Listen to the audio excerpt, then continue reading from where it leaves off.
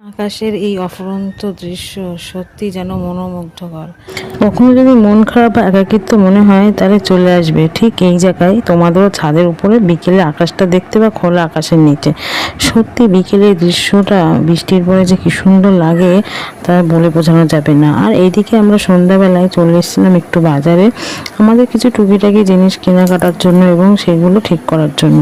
কালকে মিক্সার করতে গিয়ে দেখো এই বাটিটা আমি নষ্ট করে দিয়েছি, আর এই বাটিটা নষ্ট করার জন্য মিক্সার করতে পারছি না, তো কী করবো, আমি আর শাশুড়িমা চলে আসলাম দুজনেই মিক্সারটা ঠিক করার জন্য। এই দেখো তোমাদের সাথে কথা বলতে বলতে কি সুন্দর আমাদের কাজটা কমপ্লিট হয়ে গেল, আর আমরা দুজনে আবার বেরিয়ে পড়লাম বাজারের উদ্দেশ্যে।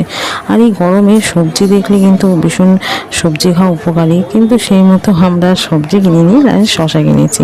আর শশাগুলো দেখতেও কিন্তু খুব সুন্দর, তাই কিছু শশা কিনলাম। আর গরমে আমার অবস্থা তো খুবই খারাপ, বাজার করতে করতে আর জিনিসপত্র কিনতে কিনতে নাজেহাল অবস্থা। শেষে কিছু ফুল কিনে বাড়ির দিকে চলে আসছি। এই গরমে আর কি খাবো বলো, তাই দুজনে মিলে আইসক্রিম খেতে খেতে বাড়ির দিকেই আসা যাক। আইসক্রিম খাচ্ছি, বাজার করছি, আর মুখ দিয়ে কাগজ ছিটছি।